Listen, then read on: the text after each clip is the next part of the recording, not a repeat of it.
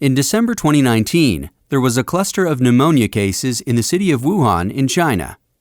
Some of the early cases had reported visiting or working in a seafood and live animal market in Wuhan. Investigations found that the disease was caused by a newly discovered coronavirus. The disease was subsequently named COVID-19. COVID-19 spread within China and to the rest of the world. On 30 January 2020, the World Health Organization declared the outbreak a public health emergency of international concern. In this video, we'll take a quick look at what is currently known about COVID-19. Keep in mind that this is a new disease, and what's known is rapidly evolving and might change in the future. So what is a coronavirus? Coronaviruses are a large group of viruses. They consist of a core of genetic material surrounded by a lipid envelope with protein spikes. This gives it the appearance of a crown. Crown in Latin is called corona, and that's how these viruses get their name. There are different types of coronaviruses that cause illness in animals and humans. In humans, coronaviruses can cause respiratory infections ranging from the common cold to more severe diseases. These include the severe acute respiratory syndrome coronavirus, first identified in China in 2003, the Middle East respiratory syndrome coronavirus that was first identified in Saudi Arabia in 2012, and SARS-CoV-2, the name of the virus that causes COVID-19 that was first reported in December 2019. So, where did this new virus come from? It's known that coronaviruses circulate in a range of animals. Sometimes these viruses can make the jump from animals to humans. This is called a spillover and could be due to a range of factors, such as mutations in the virus or increased contact between humans and animals. For example, MERS-CoV is known to be transmitted from camels, and SARS-CoV from civet cats. The animal reservoir of the new coronavirus is not known yet. How does the disease spread?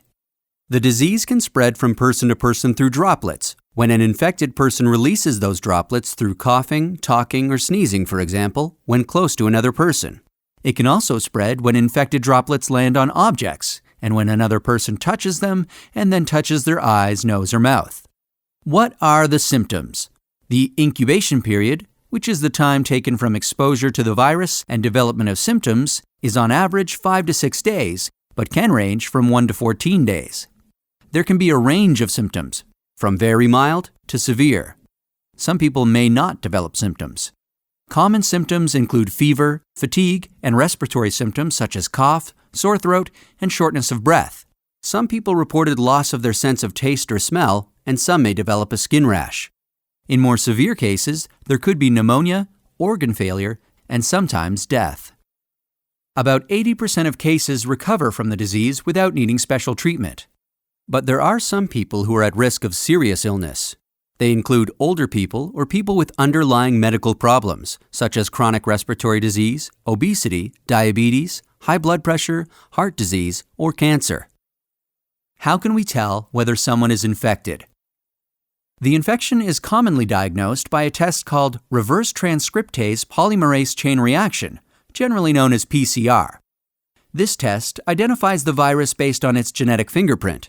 There's also a blood test that can check for antibodies against the virus, which may show that someone was infected in the past. How is it treated? The treatment for COVID-19 is mainly supportive care. Medicines against the virus are currently under investigation. How do we prevent transmission of the virus?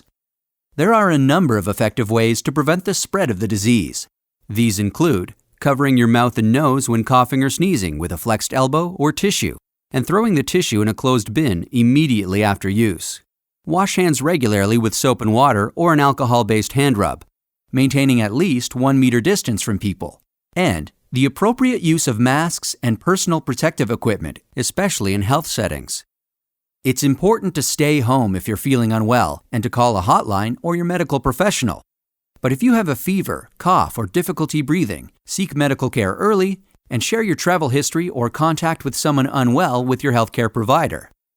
In some areas, governments have implemented specific physical and social distancing measures to prevent the spread of the outbreak. It's important to follow their advice. Vaccines to prevent COVID-19 are currently under development, and scientists around the world are working hard to make this happen. That's a quick look at this emerging infectious disease. We're still learning about this virus every day, and what's known may change. So please, check the website below for the most up-to-date information.